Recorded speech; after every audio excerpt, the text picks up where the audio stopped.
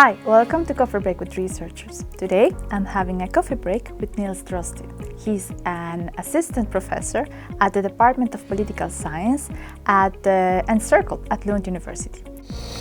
Coffee Break with Researchers presents you with cutting-edge insights on regional development and innovation.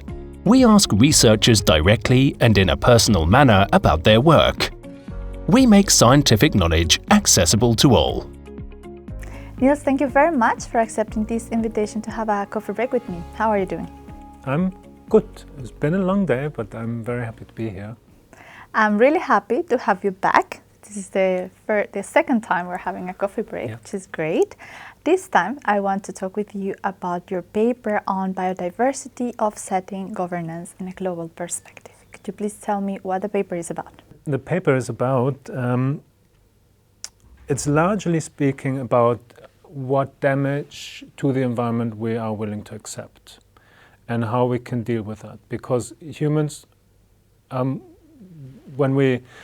just by inhabiting the planet, we cause damage to it. We plow the soil and we develop infrastructure and grow our economies, and that has an impact on the environment.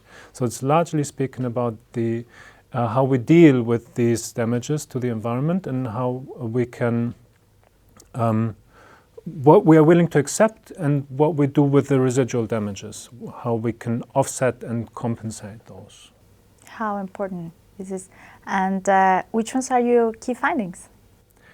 So the key findings in this regard are, what we look into is the development of this particular policy instrument around the globe. And we can trace it to two different sources in Europe and the US, but it has then been adapted in different regions around the globe. And what we observe is that when this instrument is taken to a different place, it needs to be adjusted to the local institutional context. And thereby, the instrument has developed further and became more diverse in itself. So we see this kind of global spread of the core ideas of biodiversity offsetting, but we also see a growing institutional diversity. And what we can call that an emerging regime complex of biodiversity offsetting. Well, I imagine this was a great, ambitious project with 9 people in a global way. I imagine it was very challenging. And can you tell us a little bit about this experience or your motivation? Why it was so important to do this? So it is an important topic because we are facing a global mass extinction of species. So we are losing biodiversity. And that has implications for human development on the planet because we're destroying our very ecological life support systems.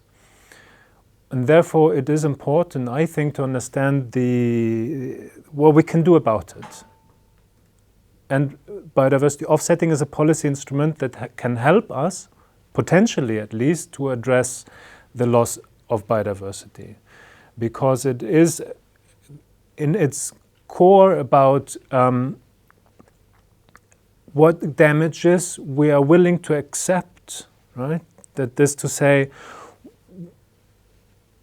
we should try to minimize the effects that we have, and only the damage that's really necessary for human development and for providing societies with further benefits of development should be accepted and can then be dealt with, right? So it's biodiversity offsetting, while it's in its name about the compensation in itself.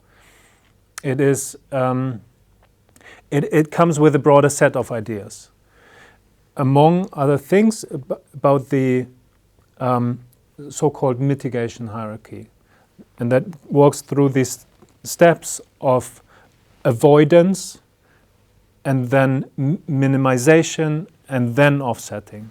So it is an instrument that has potential, and we wanted to know how this how widespread it is and where it can be found in which form. And what we so we did not find substantial evidence about the effectiveness of the instrument. But given the damage that we do to the environment, we need to dig deeper into that, because it's one of the few instruments that actually addresses this damage that we do to the environment and tries to address it, right? So I think this diversity calls for better research that takes into account the differences in the instrument in local specific contexts and analyzes the effects or the effectiveness of those instruments, so we can better understand how we can actually effectively deal with the damages to the environment. Thank you very much for clarifying this. I find this topic essentially important, so I want to ask you a final question. Imagine you have a policymaker in front of you. What would you say about your paper and how this tool can be actually implemented practically? So what I would say to a policymaker is this policy instrument has potential, but we need to figure out how it works well. And therefore I would encourage a policymaker to take this instrument and experiment with it and see how we can adjust it to make it work well. But what we would need to do so is, I think, to evaluate the implementation and the adaptation of the instrument while experimenting with it. That is to say, we try this and then we look at how it works, and if it doesn't work, we adjust again until we get it right. Because it is so important that we deal with the damages to the environment in an effective way, right? That we stop biodiversity loss and maybe even turn around the curve of biodiversity loss. Hopefully, it's definitely worth experimenting.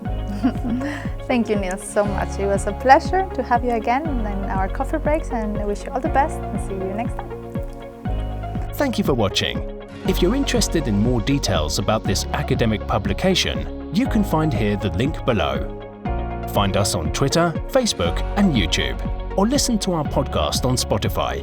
See you next time. Bye-bye.